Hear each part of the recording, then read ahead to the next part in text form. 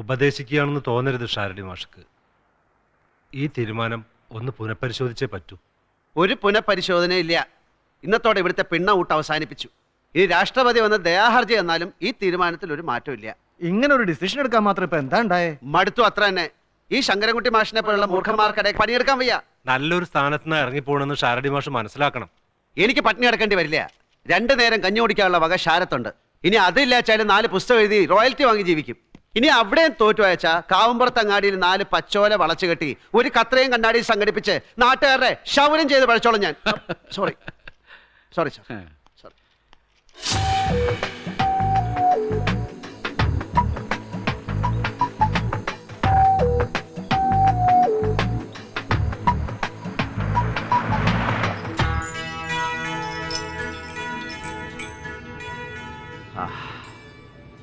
അങ്ങനെ ഒരുപാട് കാലത്തെ ഔദ്യോഗിക ജീവിതം ഇന്നോടെ സ്വാഹ. മീര, മനസ്സിലൊരു താജ്മഹൽ കെട്ടിപ്പൊക്കിയിട്ട് അത് തല്ലി ഉടച്ചു കളയാൻ പറഞ്ഞ നോവല്ലേ? നോവരുത്, കരയരുത്. കരുത്തോടെ അത് ചെയ്യണം. നീ വളരെ ബോൾഡായി.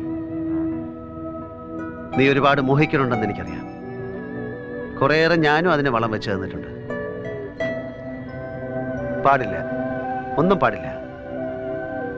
നമ്മൾ ആഗ്രഹിച്ചാൽ മാത്രം പോരാ, ഈശ്വരൻ സമ്മതിക്കുകയും കൂടി വേണം നന്നാവാൻ.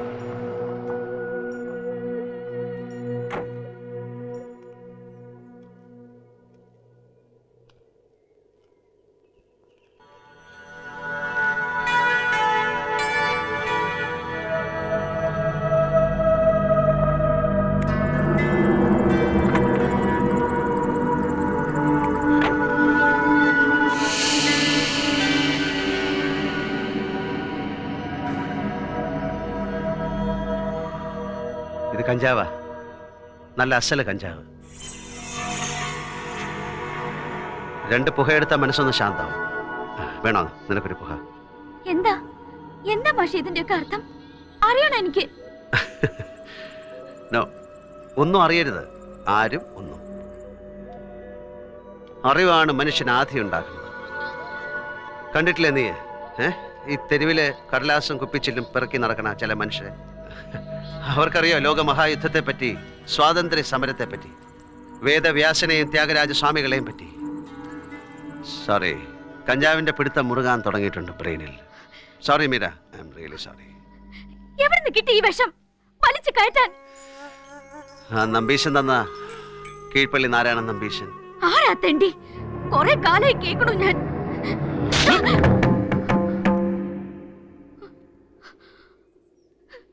മിണ്ടിപ്പോവരുത്, ദൈവം എനിക്കാണ്.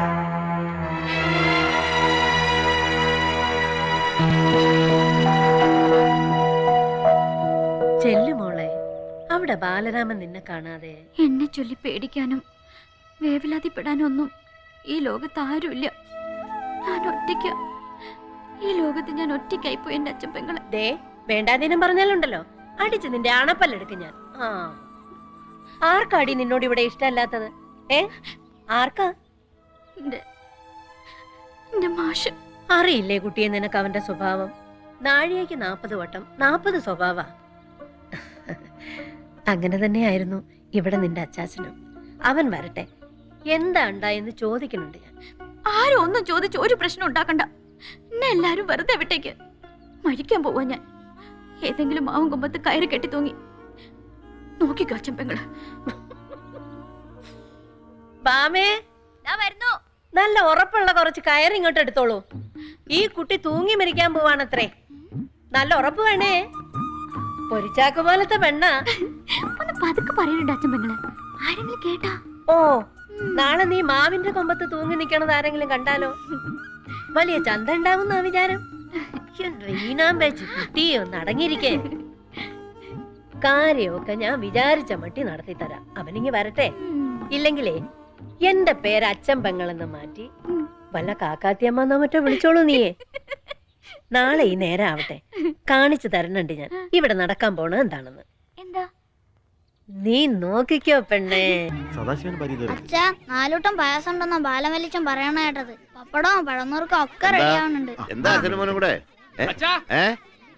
മുഹൂർത്താവണം കേട്ടോ. എന്നാ അറിയിക്കോളാൻ പറയാ അല്ലേ ശങ്കരമാമേ?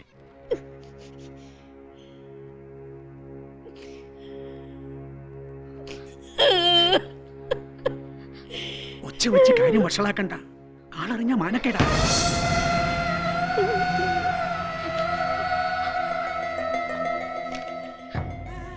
പോവാണ് ഞാൻ. ക്ഷമ ചോദിക്കണേൽ അർത്ഥമില്ല എന്നറിയാം. എന്നാലും മാപ്പ്, 1 കോടി തവണ മാപ്പ്. കുറിഞ്ഞി പൂക്കണ പോലെ 12 വർഷത്തിലൊരിക്കൽ പ്രയാഗി നടക്കുന്ന കുംഭമേള കാണാനാണ് ഞാൻ പോണത്. ഇനിയൊരു തിരിച്ചു വരവുണ്ടാവില്ല. മീര, അവളെ സർവേശ്വരന്മാരുടെ കയ്യിൽ ഏൽപ്പിച്ചിട്ടാ പുറപ്പെടുന്നത്. ഇനിയൊക്കെ ഈശ്വരേച്ഛ പോലെ നടക്കട്ടെ. അമ്മ ശപിക്കരുത് തന്നെ, ആരും ശപിക്കരുത് തന്നെ. ഇതെന്റെ വിധി, ഇതെന്റെ നിയോഗം.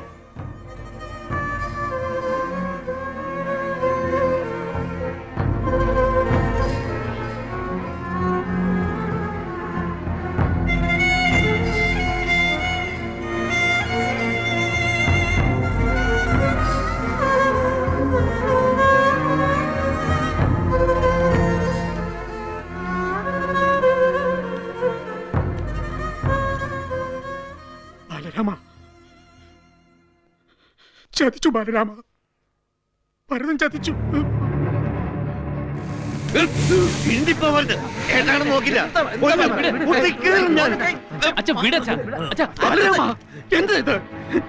ഇതിലും ഭേദം എന്റെ കുട്ടിയെ തല്ലിക്കൊന്ന് കുഴിച്ചിടുകയല്ലായിരുന്നു, അല്ലെങ്കിൽ എന്റെ കരളിലേക്ക് ഒരു കത്തി കുത്തി കയറ്റുകയല്ലായിരുന്നു. ബാലരാമ,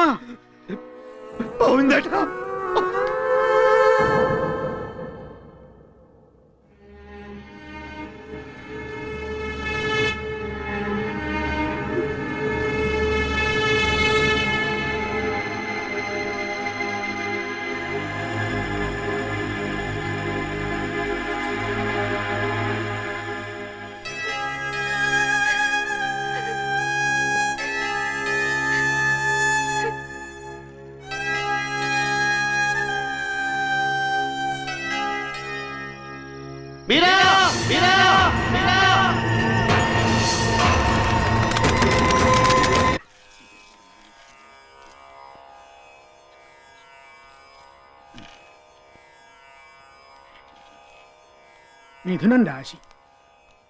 ജോത്സരേ, എന്താവോ വിശേഷിച്ച്? ഇരിക്കുക.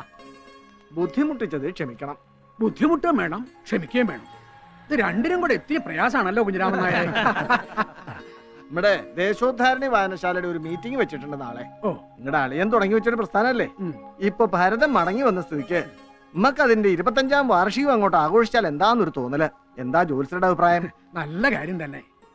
4-5 കൊല്ലായിട്ട് മുടങ്ങിക്കിടക്കുകയല്ലേ അതിന്റെ പ്രവൃത്തി. പറഞ്ഞാ മാത്രം പോരാ, അതിന്റെ കമ്മിറ്റിയുടെ മുൻപന്തിയിൽ തന്നെ ഉണ്ടാവണം ജോത്സര്. എന്താ?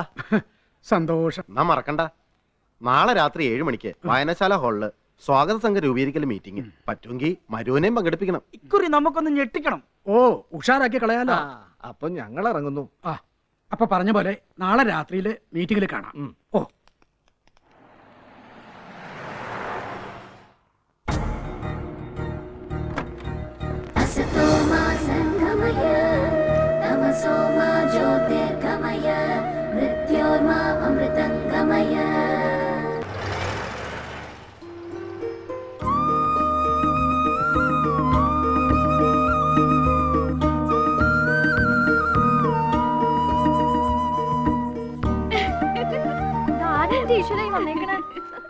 ഒന്നും വിളിച്ചു പറയാറുന്നില്ലേ മോളെ വരണ വിവരത്തിന്? ഒരു സർപ്രൈസ് ആവട്ടെ എന്ന് കരുതി.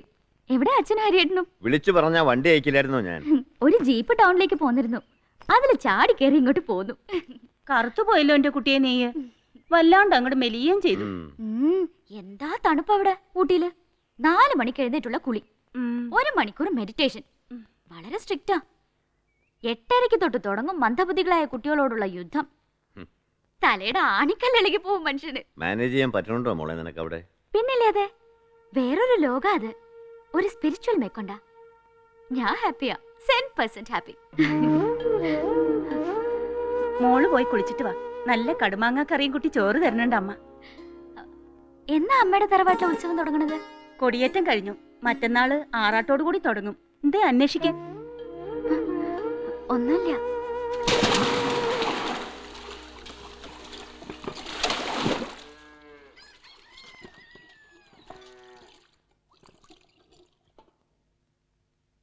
മോളെ, എന്റെ അച്ഛൻ പെങ്ങളെ കണ്ടിട്ട് എത്രയായി? നീ വന്നോന്നറിഞ്ഞു. ഒന്ന് കാണാൻ വേണ്ടി വന്നതാ എന്റെ കുട്ടിയെ. കയറി വരട്ടെ ഞാനങ്ങോട്ട്. ഇങ്ങോട്ട് കയറി വരണ്ടവളല്ലായിരുന്നോ നീ? ആട്ടെ, അറിഞ്ഞോ മോൾ ഇവിടുത്തെ വിശേഷം? എന്താ? ആര് പറഞ്ഞു നിന്നോട് തെണ്ടി തിരിഞ്ഞടക്കാൻ? പോകത്ത് അച്ഛാ, അകത്ത് കയറി പോവാൻ.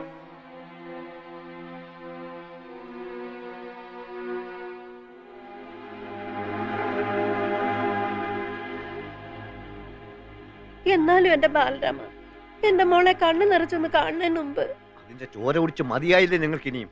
മറ്റെല്ലാ സങ്കടങ്ങളും മറന്ന് ഇത്തിരി മനസമാധാനത്തോടെ ജീവിക്കുക എന്റെ കുട്ടി. വീണ്ടും പഞ്ചാര വർത്താനവും പറഞ്ഞ് ചതിക്കാനാ ഭാവമെങ്കിൽ കത്തിക്കും ഞാൻ ഇരിക്കേണ്ട ഒരു പത്തായപ്പുര.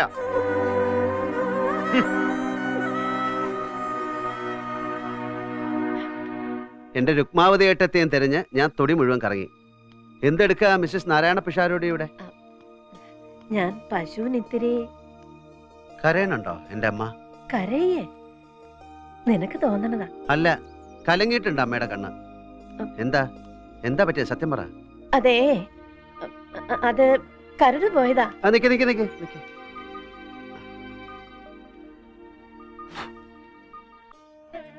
പോയില്ലേ പോയില്ലേ കരട്? ആകാശം പോലെ തെളിഞ്ഞു നിൽക്കുന്ന നമ്മുടെയൊക്കെ കണ്ണില് ഇടയ്ക്ക് ഓരോ കരട് എടുത്തിടും ദൈവം. ഇല്ലേ രുക്മാവതി എടുത്തേ?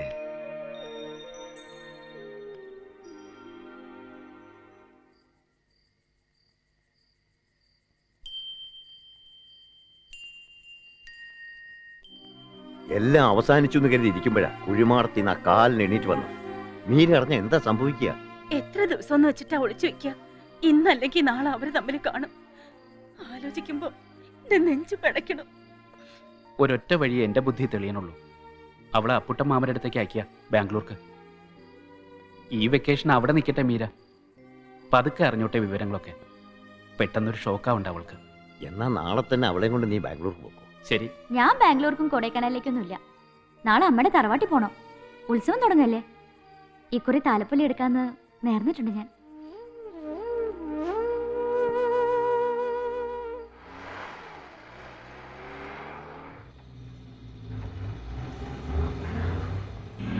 ഈ കഞ്ചാവടി ഇനിയെങ്കിലും നിർത്തിക്കൂടെ ഭരത? സുഖം കോയിന്ന മാമയ്ക്ക് അറിഞ്ഞോടാഞ്ഞിട്ടാ. എന്ത് സുഖം? നമുക്കൊരു ട്രാൻസിൽ അങ്ങനെ പറക്കാം, ഒരു വിമാനം പോലെ, ഒരു തിത്തിരി പക്ഷിയെ പോലെ. അറിയോ ഗോവിന്ദ മാമയ്ക്ക് ഹിമാലയത്തിലുള്ള ഒട്ടുമിക്ക സന്യാസിമാർ ഇത് ഉപയോഗിക്കും.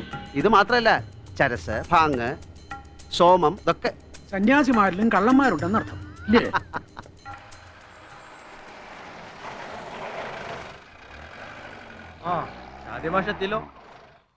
പ്രസംഗം സിമ്പോസിയും മാത്രം അച്ഛാ. ഒരു ഈച്ച പോലും 4 കാശ് തരില്ല. കലാപരിപാടികൾ എന്തെങ്കിലും ഉണ്ടായേ പറ്റൂ. എന്താ സംഗതി ഒന്ന് ഉഷാറായിക്കോട്ടെ. അല്ല ഉണ്ണികൃഷ്ണ, നമുക്ക് യേശുദാസിന്റെ ഗാനമേള അങ്ങോട്ട് വെച്ചാലോ? നീ അങ്ങോട്ട് ചെല്ലേണ്ട താമസമുള്ളൂ. തമ്പുരെടുത്ത് നിന്റെ പുറകെ വരും യേശുദാസ്. എന്നാ കലാഭവൻ നാളെ കൊണ്ടൊന്നൊരു മിമിക്രി ആവാം. വല്ല കഥകളിയോ കഥാപ്രസംഗമോ ആവും നല്ലത്. അതൊക്കെ ഒരു പഴഞ്ചൻ ഏർപ്പാടല്ലേ ജോത്സ്യരെ? എന്നാ പിന്നെ നമുക്ക് PT ഉഷ ഇങ്ങോട്ട് കൊണ്ടുവന്ന് ഈ പാടത്ത് അങ്ങോട്ടും ഇങ്ങോട്ടും ഓടിക്കാം. ഒരു വെടിക്കെട്ടാ നല്ലത്. വെടിക്കെട്ടോ? ഇതെന്താ വാനശാലയിൽ പൂരാ? വെടിക്കെട്ട് എന്തിനൊരു ഐശ്വര്യല്ലേ? വെടിക്കെട്ട് ഏതായാലും വേണ്ട. വെടിക്കെട്ട് മതി. ഒരു ഗംഭീര വെടിക്കെട്ട്. ഞെട്ടണം നമ്മുടെ നാട്ടുകാർ. ഷാരടി മാഷേ, വെടിക്കെട്ട് വേണ്ടെന്ന് പറഞ്ഞില്ലേ ഞാൻ? അത് തീരുമാനിക്കാൻ നീ ആരാ? ഞാൻ ഇതിന്റെ ട്രഷററാ. ട്രഷറല്ലേ? പ്രോഗ്രാം കമ്മിറ്റി ചെയർമാനൊന്നും അല്ലല്ലോ. വെടിക്കെട്ട് മതി, വെടിക്കെട്ട് മതി. ഇയാളുടെ അച്ഛനെന്താ പണ്ട് വലിയ വെടിക്കെട്ടുകാരനായിരുന്നു? വെടിക്കെട്ട് മതി, വെടിക്കെട്ട് മതി എന്ന് പറഞ്ഞാൽ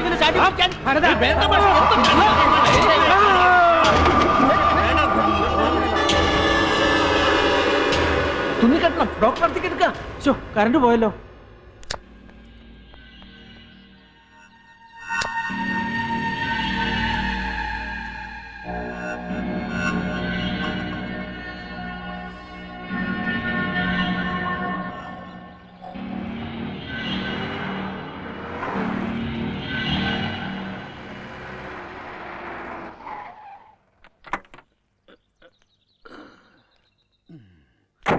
എന്റെ തല തല്ലി കീറിയിട്ട് നീ ഇവിടെ വന്നിരുന്ന് കഞ്ചാവ് അടിച്ച് സൂയിക്കുക വെച്ചിട്ടുണ്ടാ നിനക്ക് ഞാൻ. വല്ലാണ്ട് പറ്റിയിട്ടുണ്ടോ ഗോവിന്ദ? 5 കുത്തിക്കെട്ട് അത്രേ ഉള്ളൂ. ഇരുട്ടടിയായിരുന്നു ഗോവിന്ദ മാമൻ. ഇരുട്ടടിയേ ഇരുട്ടടി. ഈ ജ്യോത്സ്യന്മാർക്കും വക്കീലന്മാർക്കും ഒക്കെ പതിവുള്ളതാണല്ലോ ഇരുട്ടടി. അറിയോ ഗോവിന്ദ മാമയ്ക്ക്, ഇപ്പൊ ബോംബെയിലും ഡൽഹിയിലും ഒക്കെ ഇരുട്ടടി ഔട്ട് ഓഫ് ഫാഷനാ. ഇരുട്ടടിക്ക് പകരം AK-47 അവർ ഉപയോഗിക്കുന്നത്. അതോടെ കാര്യം കഴിഞ്ഞു. Easy approach. വലിച്ചു കയറ്റിക്കോ കഞ്ചാവ്. വേണമെങ്കിൽ ഇത്തിരി ബ്രാൻഡിയും കൂടെ വാങ്ങിച്ചു തരാം. എടോ, കീഴ്ക്കട ഈ തറവാട്ടിലാരും കള്ളും കഞ്ചാവും ഉപയോഗിച്ചിട്ടില്ല. നീയായിട്ട് അങ്ങനെ ഒരു കീഴ്വഴക്ക് ഉണ്ടാക്കുകയും വേണ്ട. 2 പുകയെടുത്താ പിന്നെ നിനക്ക് കോഴി ഏതാ കോഴിക്കോട് ഏതാന്ന് ഒരു നിശ്ചയമില്ല. കഷ്ടം തന്നെ. വല്ലാണ്ട് ക്ഷീണം തോന്നുന്നുണ്ട് പെങ്ങളെ. ഇത്തിരി പൊടിയരിക്കഞ്ഞുണ്ടാക്കിത്താ.